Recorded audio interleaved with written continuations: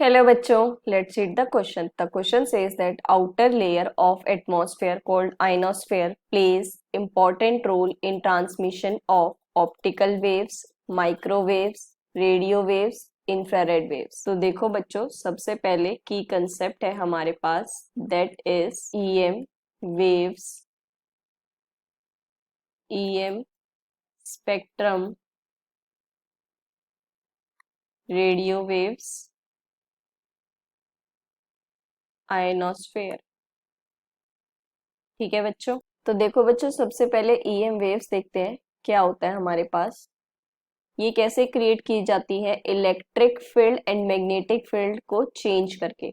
Electric field change करने पर हमारी मैग्नेटिक फील्ड प्रोड्यूस होती है और मैग्नेटिक फील्ड चेंज करने पर हमारी इलेक्ट्रिक फील्ड प्रोड्यूस होती है और उसकी वजह से क्या होता है, एक्सेलरेटेड चार्जेस प्रोड्यूस होते हैं जो आपकी ईएम वेव्स बनाते हैं।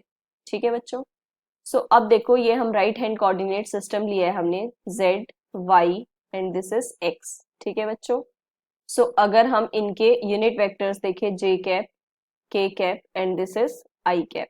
अब प्रोपेगेशन जो हमने लिया है, प्रोपेगेशन वेक्टर, और ये होता है हमारे पास इलेक्ट्रिक फील्ड और मैग्नेटिक फील्ड का क्रॉस प्रोडक्ट। ठीक है बच्चों, अब ये हमने लिया है कहाँ पर, जे कैप के अलोंग, तो इसका मतलब ये आपका कैसे आना चाहिए, दैट इज के कैप क्रॉस आई कैप, है ना बच्चों। क्योंकि आई जे के जो होता है हमारे पास साइक्लिक मैनर में चले तो पॉजिटिव आता है, अदरवाइज अगर हम मैनर रिवर्स कर देते हैं तो वो नेगेटिव वैल्यू आती है।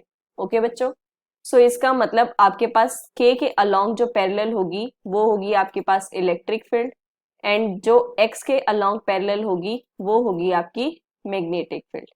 ठीक है बच्चों, तो ये इस तरीके से वेव्स ट्रेवल करती है हमारे पास और सेम स्पीड से ट्रेवल करती हैं। ठीक है बच्चों, अब देखो स्पेक्ट्रम की बात करें अगर हम, सो ईएम स्पेक्ट्रम हमारे पास कुछ इस तरीके से होता है कि आपके पास कुछ 7 वेव्स होती है।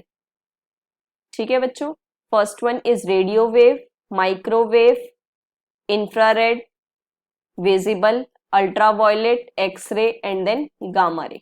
ठीक है बच्चों, और इन्हें याद करने का देखो एक निमोनिक्स है हमारे पास, रेनॉल्ड्स, मदर, सबके हमने इनिशियल्स लिए हैं, is, visiting, uncle, Xavier's,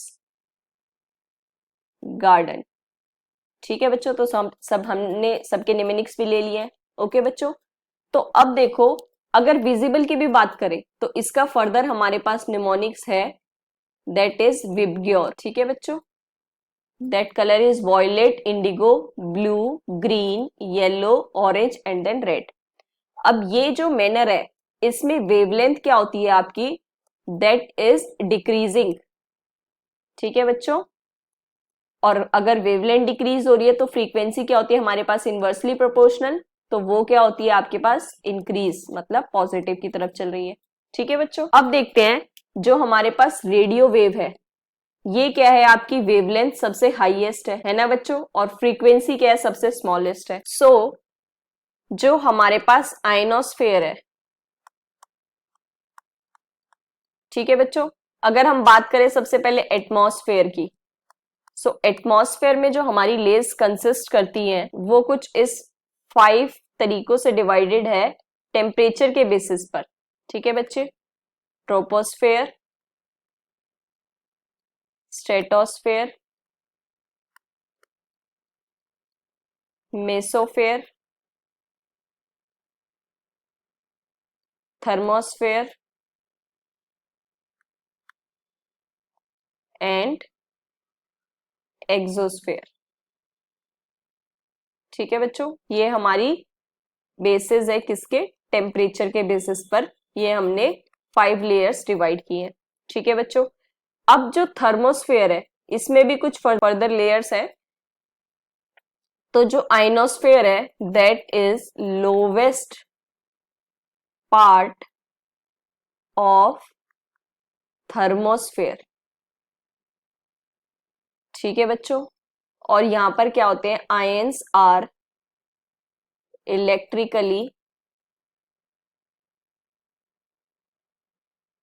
charged particles that make up the ionosphere। ठीक है बच्चों, अब ये लेयर जो है हमारे पास दैट इज आयनाइज्ड बाय